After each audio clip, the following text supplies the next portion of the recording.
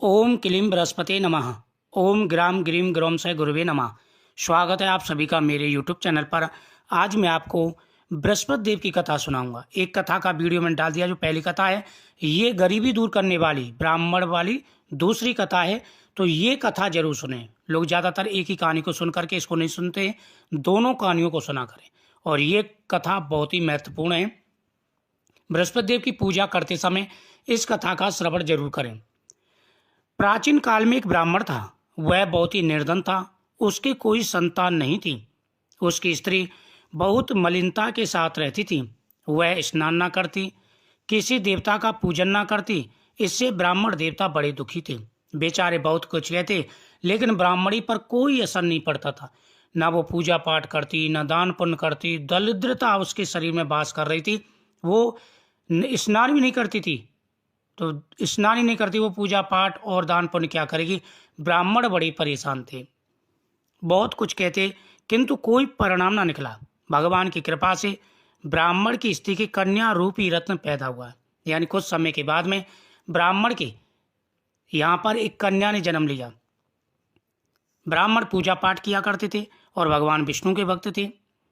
कन्या बड़ी होकर प्रातः स्नान करके विष्णु भगवान का जाप व बृहस्पतिवार की पूजा करने लगी। अब कन्या का नियम था, सुबह स्नान करती, स्नान करने के बाद में विष्णु भगवान की पूजा करती, उसके बाद ही स्कूल जाती थी। अपने पूजा पाठ को समाप्त करके स्कूल जाती तो अपनी मुट्ठी में जौ भरकर ले जाती और पाठशाला के मार्ग में डालती जाती। तब यह जौ स्वर्ण के हो जाते। लौटते समय बीनकर घर ले आती। और वो उसका नियम था, जब भगवान विष्णु की वो पूजा कर लेती थी तो मुट्ठी में जौ भरकर ले जाती थी और उनको डालते हुए जाती थी रास्ते में। और जब लौट के आती थी वो जौ स्वर्ण के हो जाते, सोने के हो जाते थे, उनको उठा कर ले आती थी। एक दिन वह बालिका सूप में सोने के जौ को फटक कर साफ कर रही थी। उसके पिता ने देख लिया, कहा, बेटी, सोने के जौ फटकने के लिए सोने का सूप होना चाहिए। और जो वो सोने के जौ लाती थी उनको सूप में फटक रही थी। अब उसके पिता ने कहा, बेटी, जब जौ सोने के हैं तो सूप भी सोने का ही होना चाहिए। मेरे पे तो इतना धन नहीं है जो मैं सोने का सूप तुम्हारे लिए ला दूं। अब दूसरे दिन गुरुवार था।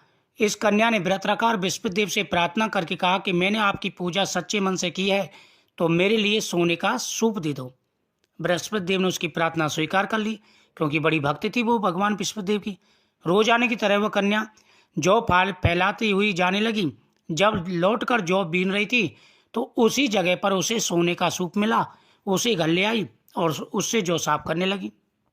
परंतु उसकी माँ का ढंग वही रहा। माँ वही दरिद्री और बिना नहाए धोए रहती थी। अब लड़की की कृपा से ब्राह्मण के यहाँ भरपूर धन आने लगा, क्योंकि बृहस्पति देव कृपा थी। सोने के सूप में वो साफ करती थी सोने के जौ, रोज सोने के जौ लाती। अब ब्राह्मण धनवान हो गया। अब वह नियमित रूप से भगवान की पूजा करने लगी। एक दिन की बात है, वह कन्या सोने के सूप में जौ को फटक कर साफ कर रही थी। उस समय शहर का राजपुत्र वहां के निकला।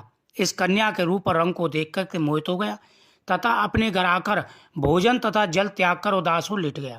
अब एक दिन वो कन्या का क्या नेम था, रोजाना सोने के जौ को साफ करती थी। एक दिन राजकुमार वहां के निकल रहा था। कन्या सोने जैसी चमकदार थी, सुंदर थी। अब सोने के जौ को फटक के साफ कर रही थी।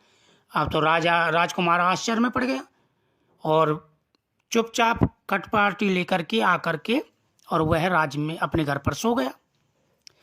उसने कुछ भी नहीं खाया।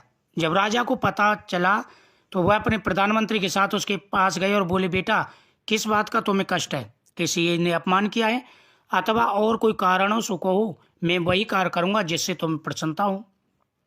अपने पिता की राजकुमार ने बातें सुनी तो वह बोला, मुझे आपकी कृपा से किसी बात का दुख नहीं है। किसी ने मेरा अपमान नहीं किया है, परंतु मैं उस लड़की से विवाह करना चाहता हूँ जो सोने के सूप में जौ को पटक कर साफ कर रही थी।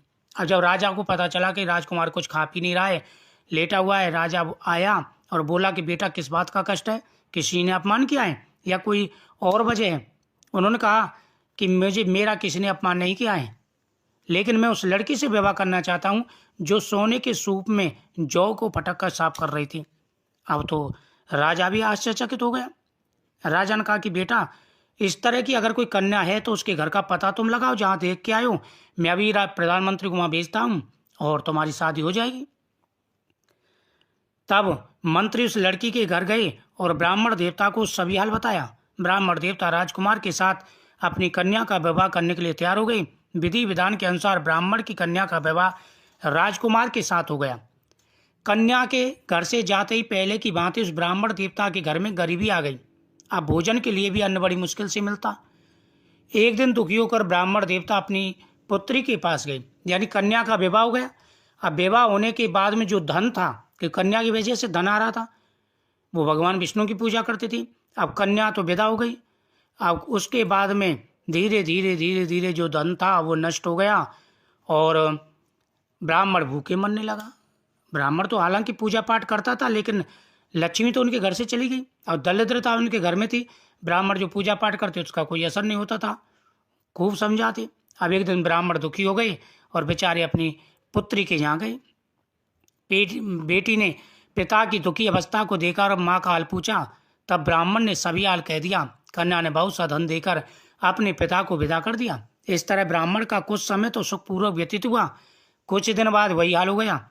ब्राह्मण फिर अपनी कन्या के यहाँ गया और सारा हाल कहा। लड़की बोली, हे पिताजी, आप माताजी को यहाँ ले लाओ, मैं उन्हें ऐसी विधि बता दूंगी जिससे गरीबी दूर हो जाएगी।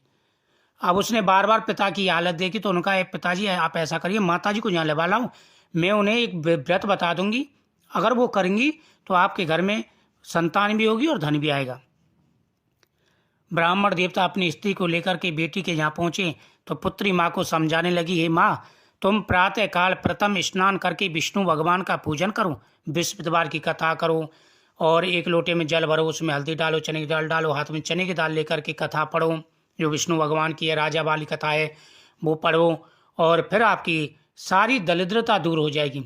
लेकिन माँ तो वही थी दरिद्री, कोई फर्क नहीं, बुद्धि खराब थी उसकी। माँ, तुम प्रातःकाल प्रथम स्नान आदि करके विष्णु भगवान का पूजन करो, सब दरिद्रता दूर हो जाएगी। परंतु उसकी माँ ने की बात नहीं मानी और प्रातःकाल उठकर अपनी पुत्री के बच्चों की जूठन को खा लिया। इससे उसकी पुत्री को बहुत गुस्सा आया। एक रात को कोठरी से सभी सामान निकाल दिया और अपनी माँ को उसमें बंद कर दिया। प्रातःकाल उसे निकाला तथा स्नान आदि करा के पाठ कराया तो उसकी माँ की बुद्धि ठीक हो गई, पर वह प्रत्येक बृहस्पतिवार को व्रत करने लगी। इस व्रत के प्रभाव से उसकी माँ जो है धनवान हो गई और पुत्रवान भी हो गई, यानी उनके एक पुत्र भी हो गया और धन भी भरपूर आया। और बृहस्पति जी के प्रभाव से इस लोक का सुख भोग के अंत में स्वर्गलोक हो गई। जो भी सच्चे मन से भगवान विष्णु की इस पूजा को करते हैं, बृहस्पतिवार की कथा का श्रवण करते हैं, बृहस्पतिवार की पूजा करते हैं, उनके घर में भरपूर धन आता है और उनकी प्रत्येक मनोकामना पूरी हो जाती है। तो पूरी निष्ठा के साथ में इस व्रत को करें। नियम है इसके, इस दिन घर में मीट मांस का प्रयोग नहीं होना चाहिए, तामसिक भोजन नहीं बनना चाहिए, सर्फ साबुन का प्रयोग ना करें, महिलाएं सिर ना धोएं, कपड़े ना धोएं, इन चीज़ों का ध्यान रखें। और केले का फल इस दिन नहीं खाना है। पूरे नियम के साथ हम व्रत रखें, आपकी प्रत्येक मनोकामना पूरी होगी। पीली चीज़ एक जरूर खाएं और एक वस्त्र पीला जरूर पहनें। ओम गुरुवे नमः।